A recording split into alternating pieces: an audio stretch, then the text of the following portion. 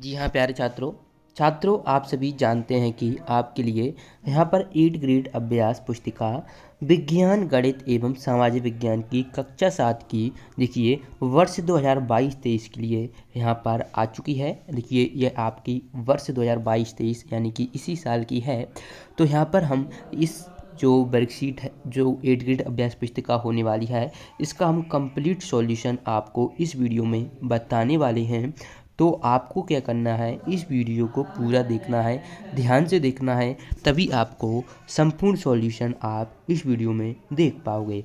तो देखिए जैसा कि आप जानते हो कि एक ही पुस्तिका में आपको 3 सब्जेक्ट विज्ञान गणित और समाज विज्ञान की यहाँ पर दी गई है। तो यहाँ पर पहले हम सबसे पहले विज्ञान विषय का सॉल्यूशन देखते हैं, फिर इसके बाद गणित का और इसके बाद समाज विज्ञान का भी कंप्लीट करवाएंगे। तो देखिए अगर आप देखोगे ना तो विज्ञान विषय में टोटल कितने चैप्टर हैं, तो यहाँ पर जब आप देखोगे ना तो टोटल हैं 13 चैप्टर, लेकिन कुछ हटा दिए गए हैं। तो वैसे तो 1 से 18 चैप्टर होंगे। ओके, तो ये आपको ध्यान देना है। ओके, जैसे यहाँ पर 3 चैप्टर आपका रिड्यूस कर दिया गया है ना, तो वो चैप्टर आपका नहीं बताएंगे हम। ओके, तो चलिए पहला चैप्टर है आपका पादपों में पोषण। ओके, तो चलिए इसके ही उत्तर हम मिला लेते हैं। तो यही आपका आएगा। साथ ही साथ आपको बता दें कि आप अगर चाहते हैं कि ऐसी और वीडियो आपके पास पहुँचे तो आप इस चैनल को सब्सक्राइब कर लो, और चैनल को सब्सक्राइब करने के बाद बेल आइकन के बटन को प्रेस कर लो। इससे क्या होगा कि हम जैसे ही और वीडियो डालेंगे तो उसकी नोटिफिकेशन आपके पास पहुंच जाएगी। ठीक है, चलिए पहला प्रश्न देखिए, पोषण किसे कहते हैं, भोजन के प्रमुख घटकों के नाम लिखिए। तो इसे आप चाहें तो अपने विज्ञान की जो पाठ्य पुस्तक आपको मिली होगी उसमें विषय वस्तु 1.1 में पैराग्राफ 1 एवं 3 से उत्तर खोजकर आप लिख सकते हो।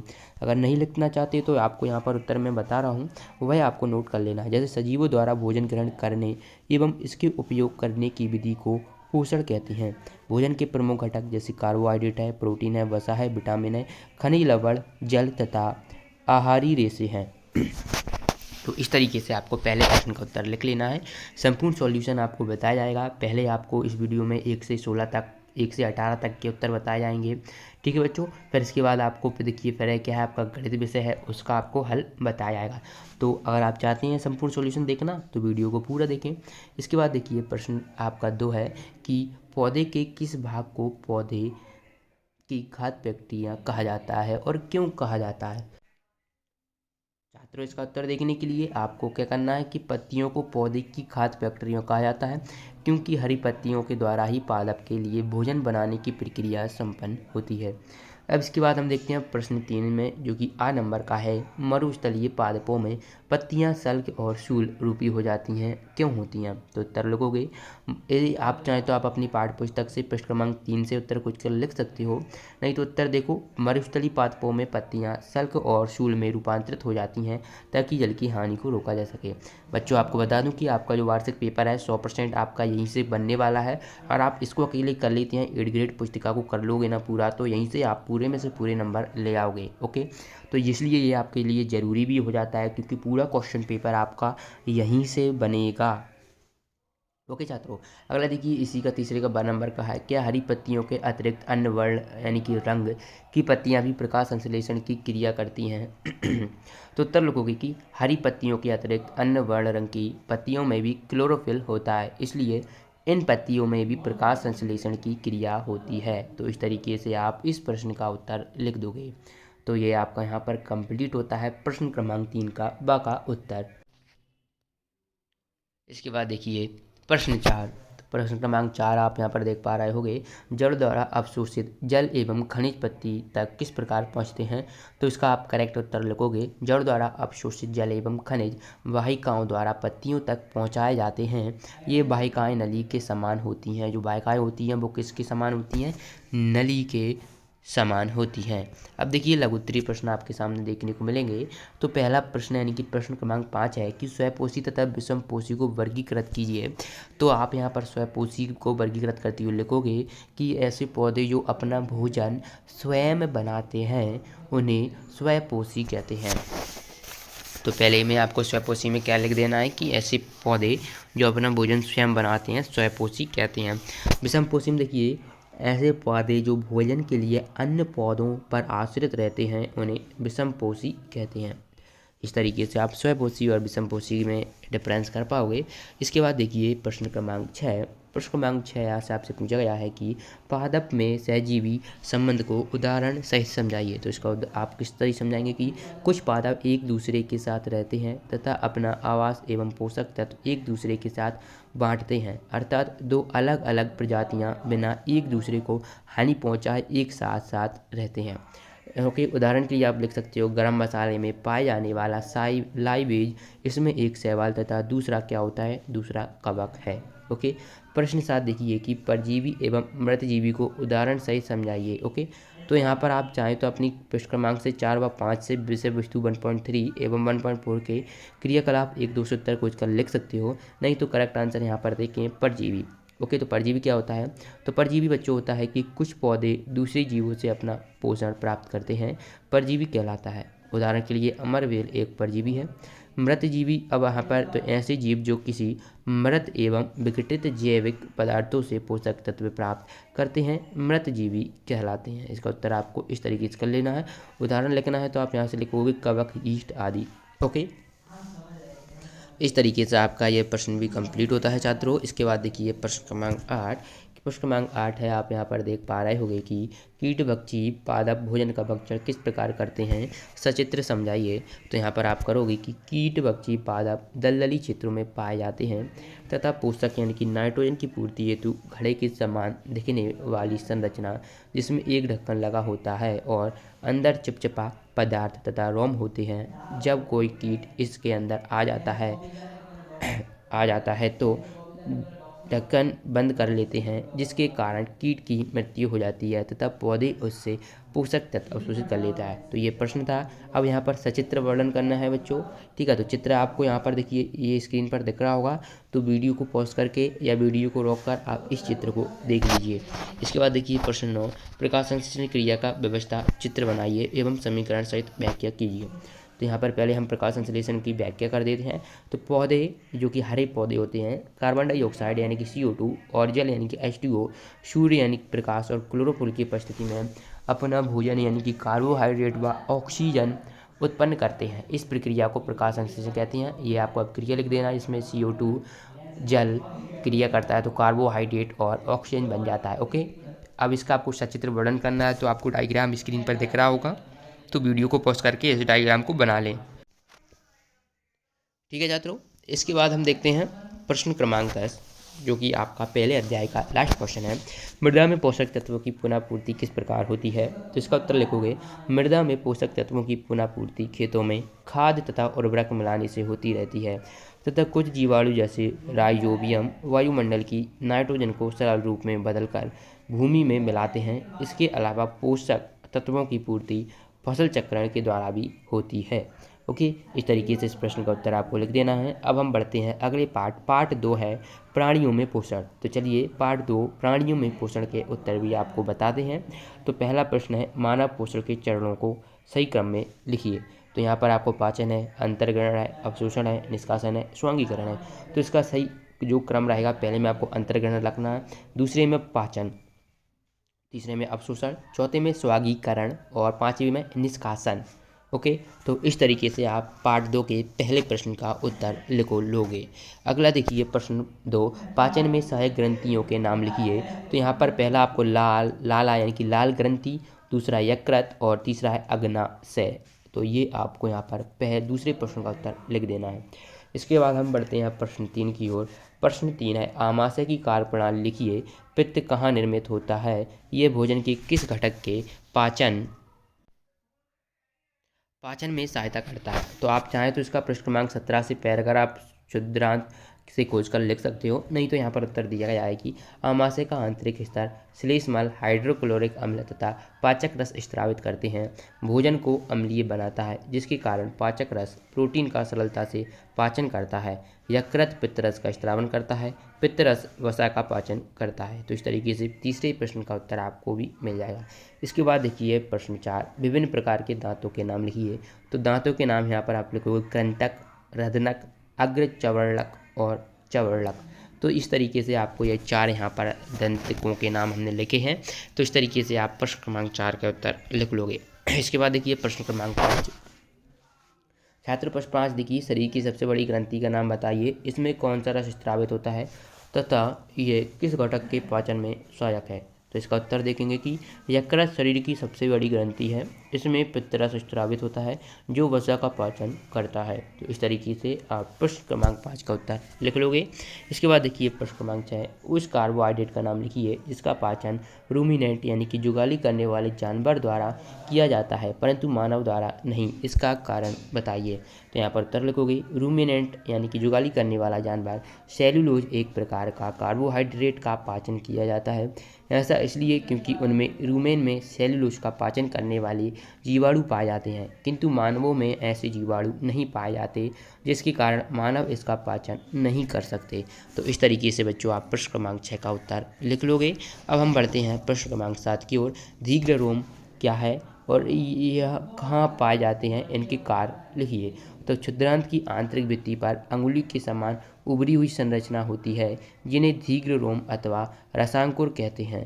दीर्घ रोम पचे हुए भोजन के अवशोषण हेतु जल क्षेत्र को बढ़ा देते हैं। तो अब हम अगले प्रश्न की ओर बढ़ते हैं। प्रश्न क्रमांक 8, घास खाने वाले जंतुओं में पाचन क्रिया समझाइए। तो इसका उत्तर देखिए, घास खाने वाले जंतु पहले शीघ्रता से भोजन को निगल कर अपनी रूमेन में जमा कर लेते हैं, फिर इसके बाद क्या करते हैं, फिर धीरे धीरे छोटे छोटे पिंड को यानी कि टुकड़ों में अपने मुख में वापस लाकर जुगाली करके इसको पचाते हैं। इनके रूमेन में सेल्यूलोज का पाचन करने वाले जीवाणु पाए जाते हैं। अब हम बढ़ते हैं अगले प्रश्न की ओर। प्रश्न क्रमांक 9। प्रश्न 9 है, मानव पाचन तंत्र का नामांकित चित्र बनाइए एवं इनके मुख्य भागों के नाम लिखिए। तो यहाँ पर आपको देखिए मुख्य भाग देखने को मिल रहे होंगे। मुख्य गुहिका, फिर इसके बाद है ग्रास नली या ग्रसिका, आमाशय, छोटी आंत, बड़ी आंत, मलद्वार।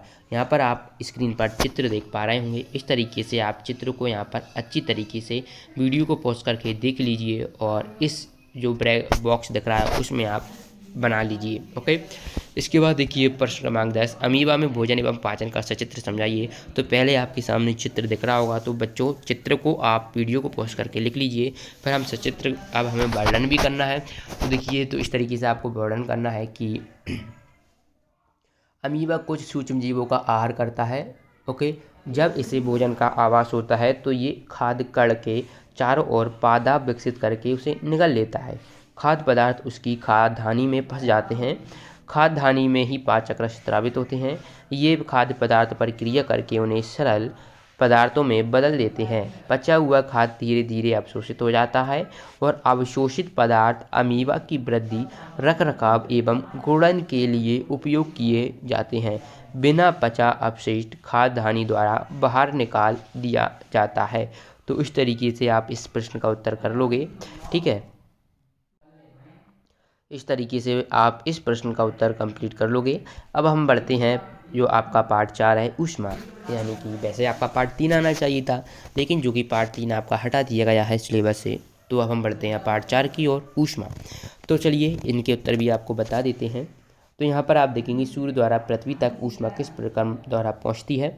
अगर आप छात्रों चाहते हैं कि PDF डाउनलोड करना है तो आपको नीचे व्हाट्सएप की लिंक दी गई है, वहाँ पर ज्वाइन कर लीजिए। व्हाट्सएप पर आपको इसकी PDF देखने को मिल जाएगी। ओके, तो सूर्य द्वारा पृथ्वी तक ऊष्मा विकिरण द्वारा पहुँचती है। तो सूर्य द्वारा पृथ्वी तक ऊष्मा किसके द्वारा, विकिरण द्वारा पहुँचती है। प्रश्न तो देखिए, निम्न में से ठंडी व गर्म वस्तुओं को सूचीबद्ध कीजिए। तो ठंडी वस्तुओं को आप यहाँ से सूचीबद्ध करोगे तो ठंडी वस्तुओं में आपकी आइसक्रीम, फलों का रस तलने के लिए उपयुक्त किसी बर्तन की हत्ती।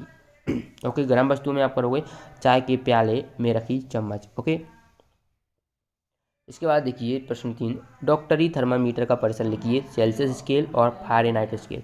तो सेल्सियस स्केल का जो रहता है 45 डिग्री सेल्सियस सेंटीग्रेड से 42 डिग्री सेंटीग्रेड, और फ़ारेनहाइट स्केल का रहता है 94 डिग्री फ़ारेनहाइट से 108 फ़ारेनहाइट। इसके बाद हम बढ़ते हैं प्रश्न क्रमांक 4 की ओर। प्रश्न क्रमांक 4 है, किन्हीं 2 ऊष्मा चालक व ऊष्मारोधी पदार्थों के नाम लिखिए। तो ऊष्मा चालक आप यहाँ पर लिखोगे लोहा, तांबा, सोना, कांसा, और ऊष्मारोधी हो जाएगा आपका लकड़ी, रबड़ और प्लास्टिक। तो इस तरीके से आप छात्रों प्रश्न क्रमांक 4 का उत्तर भी कर लोगे। अब प्रश्न क्रमांक 4 के बाद हम बढ़ते हैं प्रश्न क्रमांक 5 की ओर। प्रश्न क्रमांक 5 है कि गर्मियों में सफ़ेद रंग या हल्के रंग के व सर्दियों में गहरे रंग के वस्त्र पहनना हमें सुखद क्यों लगता है। तो आप उत्तर देखोगे, गर्मियों में सफ़ेद रंग या हल्के रंग के कपड़े ऊष्मीय विकिरणों के अधिकांश भाग को परिवर्तित कर देते हैं और हमें आरामदायक लगते हैं, जबकि सर्दियों में गहरे रंग के वस्त्र अधिक ऊष्मा का अवशोषण करके हमें गर्म रखते हैं, अतः हम इन्हें पहनना पसंद करते हैं। ओके, इसके बाद देखिए प्रश्न 4, प्रयोगशाला तापमापी व डॉक्टरी तापमापी के बीच समानताएं व अंतर लिखिए। तो यहाँ पर दो समानताएं हैं कि प्रयोगशाला तापमापी एवं डॉक्टर थर्मामीटर दोनों तापमान मापन के लिए उपयोग किए जाते हैं। प्रयोगशाला तापमापी एवं डॉक्टर थर्मामीटर कांच व पारा धातु के बने होते हैं। तो ये आपको डॉक्टर तापमापी और प्रयोगशाला तापमापी में दो समानताएं देखने को मिल गई हैं। इसके बाद अंतर देखिए कि प्रयोगशाला तापमापी से वस्तुओं के ताप को मापते हैं, डॉक्टर थर्मामीटर से मानव शरीर के तापमान को मापते हैं। तो इस तरीके से आप अंतर में पहला अंतर लिखोगे। दूसरा लिखोगे कि प्रयोगशाला तापमापी का परिसर 10 डिग्री सेंटीग्रेड से 110 डिग्री सेंटीग्रेड तथा डॉक्टर थर्मामीटर का परिसर 35 डिग्री सेंटीग्रेड से 42 डिग्री सेंटीग्रेड तक होता है। तो इस तरीके से आप प्रश्न क्रमांक 6 का उत्तर यहाँ पर कंप्लीट कर लोगे। इसके बाद हम बढ़ते हैं प्रश्न क्रमांक 7 की ओर। प्रश्न क्रमांक 7 है कि ऊष्मा चालन व ऊष्मा संवहन प्रक्रम को उदाहरण सहित स्पष्ट कीजिए। तो ऊष्मा चालन देख लेते हैं पहले हम। तो वह प्रक्रम जिसमें ऊष्मा किसी वस्तु के गर्म सिरे से ठंडे सिरे की ओर स्थानांतरित होती है चालन कहलाता है। उदाहरण लोहा और तांबा। जबकि ऊष्मा संवहन देखें, वह प्रक्रम जिसमें द्रव एवं गैसों से ऊष्मा का स्थानांतरण होता है वह संवहन कहलाता है। तो उदाहरण लिखोगे समुद्र समीर व थल समीर आदि। ओके, इसके बाद छात्रों हम अगले प्रश्न की ओर बढ़ते हैं। प्रश्न क्रमांक 8। प्रश्न क्रमांक 8 है, सर्दियों में आप एक मोटे कंबल अथवा एक के ऊपर एक जुड़े दो पतले कंबल में से किसका चुनाव करेंगे, कारण स्पष्ट कीजिए। तो यहाँ पर आप देखोगे कि सर्दियों में हम एक के ऊपर एक जुड़े दो पतले कंबल चुनना पसंद करेंगे, क्योंकि इन दोनों कंबलों के बीच वायु एक ऊष्मारोधी स्तर बनाती है और हमें अधिक गर्म करती है। तो ये आपने कारण बता दिया कि हम अगर दो कंबल यूज करेंगे तो क्यों करेंगे। ओके, चलिए इसके बाद देखते हैं डॉक्टर थर्मामीटर का चित्र बनाइए। डॉक्टर थर्मामीटर का उपयोग करने के लिए आवश्यक सावधानियां क्या हैं। तो छात्रों आप स्क्रीन पर देख पा रहे होंगे डॉक्टर थर्मामीटर का चित्र। वीडियो को रोककर आप इसका चित्र बना लें। अब हम देखते हैं सावधानियाँ। पहले लिखोगे थर्मामीटर का उपयोग से पहले और पश्चात धोएं। थर्मामीटर को पढ़ते समय पारे का तल दृष्टि रेखा में सीधा होना चाहिए और थर्मामीटर का उपयोग से पहले पारे का जो तल है वो 35 डिग्री से नीचे हो। तो इस तरीके से आप इस प्रश्न का उत्तर कर लोगे। अब देखिए प्रश्न 10, जल समीर तथा थल समीर का चित्र बनाकर लिखिए। तो छात्रों आपके सामने जल समीर और थल समीर के डायग्राम यानी कि चित्र देखने को मिल रहे हैं। वीडियो को पॉज करके आप इसको लिख लें। फिर यहाँ पर आपको जल समीर के बारे में लिखना है। तो यहाँ पर देखिए, दिन के समय पृथ्वी की गर्म वस्तु ऊपर उठती है तथा जल की ठंडी वायु पृथ्वी की ओर आती है, जिसे जल समीर या समुद्र समीर कहा जाता है। थल समीर तो रात के समय पृथ्वी की ओर से ठंडी वायु समुद्र की ओर आती है। समुद्र की गर्म वायु ऊपर उठकर धरती की ओर आती है, इसे थल समीर कहते हैं। तो जल समीर और थल समीर का चित्र बनाने के बाद आपको उनके बारे में लिखना भी था। तो आप अगर इतना लिखोगे तो आपको पूरे में से पूरे नंबर मिलेंगे। ओके छात्रों, तो देखिए ये आपको यहाँ पर जो देखने को मिल रहा है ये आपको अध्याय 4 तक मिल गया है। अध्याय 5 से अध्याय 18 तक के वीडियो देखने के लिए आपको राइट में एक वीडियो मिल रही होगी, उस पर क्लिक करके आप 5 से 18 तक का सॉल्यूशन देख सकते हैं।